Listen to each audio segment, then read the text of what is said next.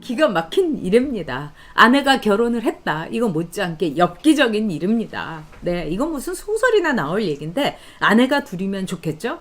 이런 얘기를 한 사람이 누구냐? 세종시의 민주당 후보인 홍성국이란 사람입니다. 자, 우리 이용민님께서 아주 속이 시원하다고, 네, 윤 총장 지켜야 됩니다. 그리고 윤 총장 사퇴설은 이거는 정말 공작이고 주작이고 쟤네들의 조작이고 가짜뉴스입니다, 여러분. 우리가 가짜뉴스로 만들어야 됩니다. 그러기 위해서는 이번 총선에서요, 우리 투표해야 됩니다. 진짜 죽으나 사나 여러분 투표하셔야 됩니다. 자, 와, 이 강종환님 말씀대로 유가족이 직업이 됐어요. 맞습니다. 부모상도 3년입니다. 조선시대에. 그러니까 세월호에 지금 정치적인 활동, 정치적으로 오염된 분들, 이분들은요, 세월호 유가족이 직업입니다. 저는 이건 아니라고 봅니다. 목에 칼이 들어와도 저는 그렇게 얘기하겠습니다. 자, 정말 벤틀리 멤버님, 요새 경찰은 보수파 1인 시위하는 사람들 수갑 채워서 연행하더라. 정말 가슴 아픕니다. 경찰 이러면 안 되죠. 제가 우리나라 경찰을 위해서 동의대 사건에서 진짜 목숨 걸고 제가 투쟁을 했는데 우리 경찰 이러지 맙시다. 네. 자, 김정환님, 누님, 김종인이 대학생들에게 100만 원씩 주잡니다. 그럼 대학생이 아닌 청년들은요, 미쳐 돌아갑니다. 정말 그렇죠. 그래서 지금 이제 저도 대학생, 대학원생한테 뭐 주자, 이거는 저는 뭐 그렇다 치는데, 진짜 줘야 될 사람들은 누굽니까? 일터에 있는 우리 청년들에게 줘야 되는 겁니다. 그래서 김종인이란 분이 너무나 이 진짜 보수들은 일을 합니다. 그리고 이제 제가 이제 얼마 전에 의사 선생님을 만났는데 그 의사 선생님이 굉장히 부자예요. 그래가지고 저는 모르는 시계 뭐 이런 걸 다 알더라고요. 근데 김종인이 이렇게 차고 있는 시계가 뭐 랑겐지 하는 시계인데 이게 1억 원짜리 시계라는 거예요. 그래서 그 1억 원짜리 이 시계를 사람들이 뭐라고 하니까 김종인이 이거는 자기가 뭐 독일 유학 때 했던 독일 친구한테 받았던 거다 이런데, 여러분도 아시다시피 외국 사람들이 1억 원짜리 시계를 친구한테 주는 일은 없습니다, 여러분. 그런 점에서 이 김종인 이분이 너무 뭐라고 할까요? 정말 이분도 강남 좌파예요. 근데 지금 강남 좌파를 선대 본부장으로 들이는 우리 미통당도 급하니까 어떡하겠습니까? 이런데 우리가 뭐 김종인의 뭐 이런 걸 따지고 이런 걸 떠나서 진짜 보수 정당이라고는 있는 건 미통당밖에 없으니까 우리가 선택의 여지가 없습니다. 일단 우리 미통당을 2판 4판 정말 찍을 수밖에 없습니다. 미워도 미통당. 저도 이런 말 하는 거 참 괴롭지만 여러분 크게 봅시다. 네. 우리 정하루님께서 지난번에도 진짜 이 정하루님께서도 슈퍼챗 여러 번 해주셨는데 깊이 감사드립니다. 정하루님 방송을 위해서만 쓰도록 하겠습니다. 윤석열이 사퇴하는 건 나라를 버리는 일입니다. 저 구더기 같은 것들 다 죽이고 퇴임하세요. 어쩜 제 말을 그렇게 그대로 했으면은 그대로 해주셨는지 진짜 감사합니다. 네, 윤정님 감사합니다. 진짜 김정아님 돌겠습니다. 보수 망하지 않았습니다. 우리가 있는데 무슨 보수가 망합니까? 우리가 보수입니다, 여러분. 우리가 대한민국이고요. 자, 그러면은요. 자, 리액션 뉴스 가도록 하겠습니다. 이 세종시에서 나온 이 홍성국이란 분이 있는데 저도 이분 잘 압니다.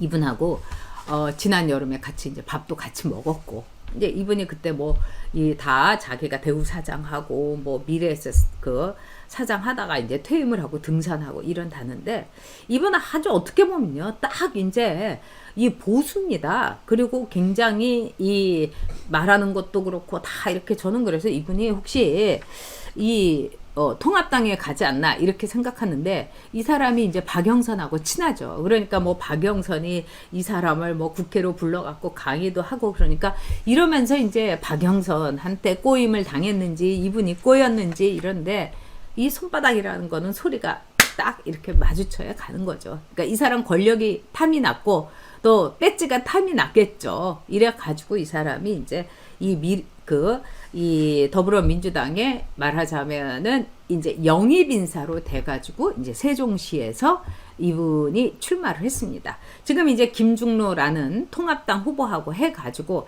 김중로는 이제 바른미래당에서 온 사람이죠. 그래서 이 사람이 오차범위 살짝 넘은 6에서 7% 정도 이제 넘어서고 있다고 합니다. 근데 이 홍성국이라는 사람이 뭐라고 했느냐? 지난해 2월에 2019년 2월에 자기가 낸 수축사회라는 이 책을 설명하면서 뭐라고 얘기했느냐? 이런 얘기를 한 거예요.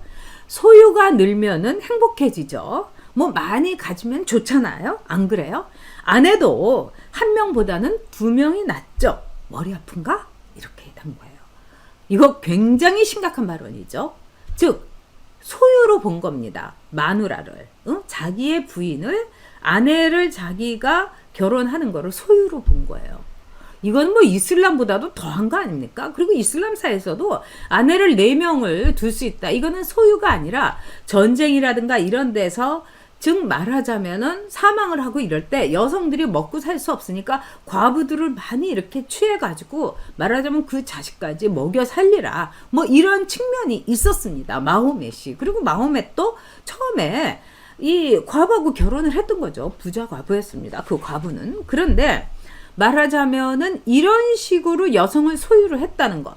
아내가 2명이면 더 좋고 3명이면 더 좋고, 이거를 정부 대전청사의 여성 공무원들 앞에서 얘기를 한 겁니다. 거기다가 이것뿐만이 아니에요. 또 뭐라고 했느냐? 제가 어젯밤에 대전에 내려와서 둔산에 화류계를 갔는데 뭐 화류계 별 볼 일 없더라. 아무것도 없더라. 그러니까 이 사람은 매매에 대해서 말하자면 냄새까지 다 풍긴 거예요. 화류계에 내가 갔다. 아무것도 없다.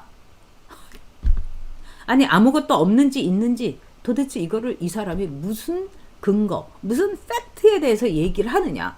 이거는 구체적인 자기가 액션 플랜이라든가 액션이 있었다는 거 아니겠습니까? 그리고 어젯밤에 내려와서 강의를 오는 하는데 왜 어젯밤에 내려옵니까, 여러분? 아주 제가 이걸 보면서 이 사람 진짜 위험천만한 사람이다. 이렇게 생각했습니다. 보통요, 이런 게, 저도 이제 남자들의 세계를 좀 알죠. 근데 이런 사람들이 강의를 요청하는 사람들 치고는요, 제일 곤란한 사람들이 이런 사람들이에요. 오늘 강의 있는데 어젯밤에 내려오는 사람들. 그래서 제가 강연을 하게 되면 주최 측에 있는 분들하고 참 얘기를 많이 합니다. 그래서 이런 얘기 많이 들었어요.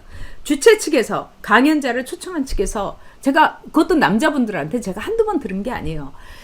제일 곤란한 사람이 오늘 강의 있는데 밤에 내려오는 사람이라는 거예요. 하룻밤 자겠다고 하는 남자들. 그럼 이런 남자들한테는 일단 저녁 수발해야죠.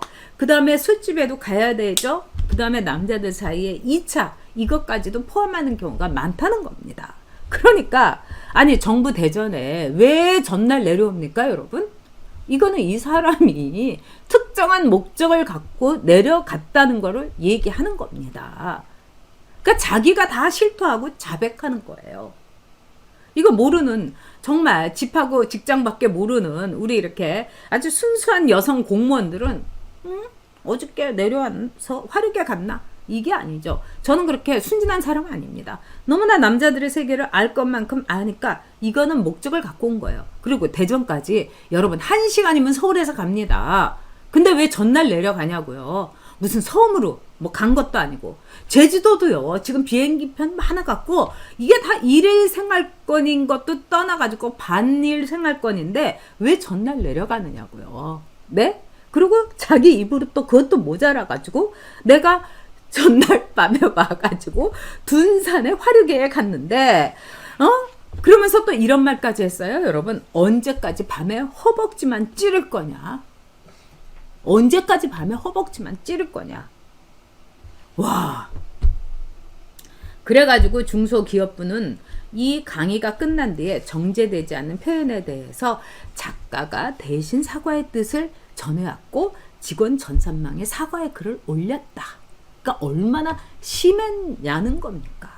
그리고 어떻게 보면 차명진 그 후보의 경우는요, 세월호 텐트 안에서 표현이 거칠어서 그렇지 이거 팩트 아니겠습니까? 그리고 그 저기 문제의 그 남녀들은 지금 제주도에서 같이 또 살림을 차리고 산다는 거예요. 정말 이거 기네스북에 나올 일이고 이거 짐승보다도 못한 거 아니겠습니까?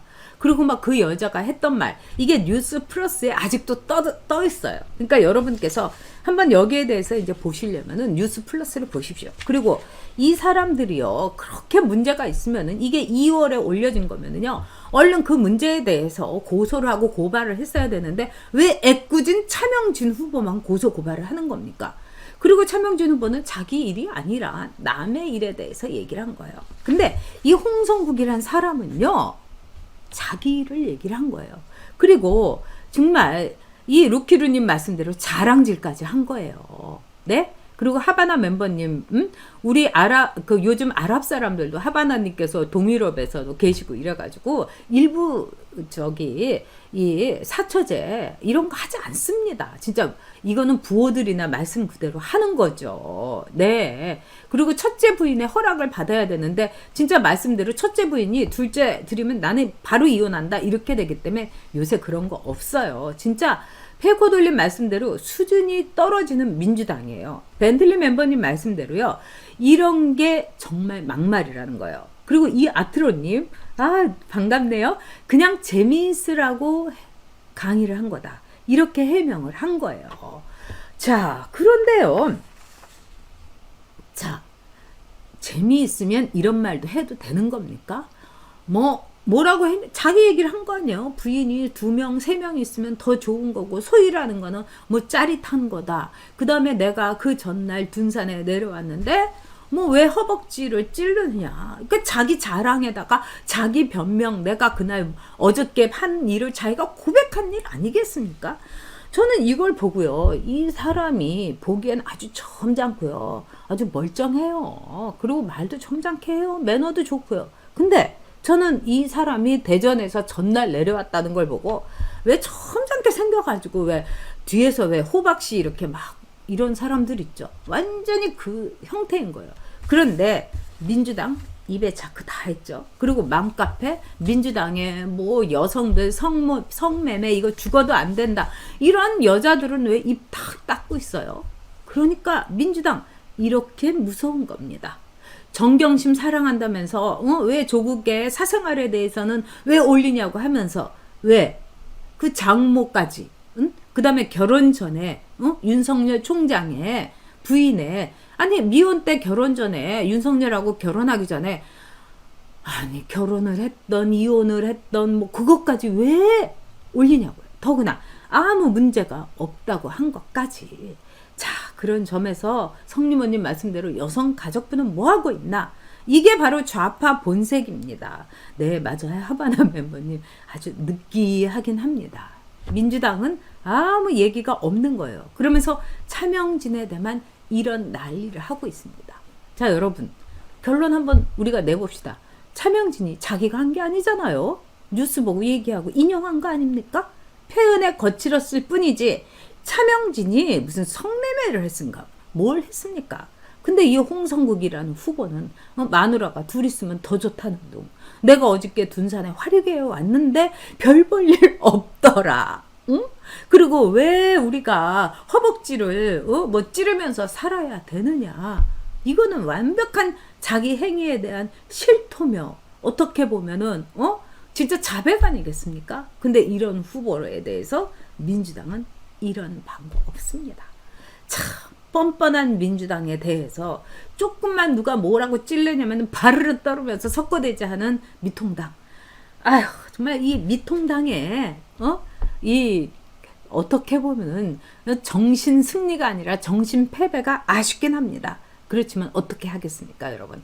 지금부터 이제 깜깜이 선거 여론조사 얘기하지 않습니다. 우리가 마음을 다지면서 끝까지 우리 보수 승리를 위해서 매진합시다. 그리고 여러분 주변 있는 분들한테 확실하게 얘기해 주세요. 홍성국이가 문제냐? 차명진이가 문제냐? 답은 나와 있지 않습니까? 정말 이건 하늘하고 땅 차이라는 거 여러분 설명해 주시기 바랍니다.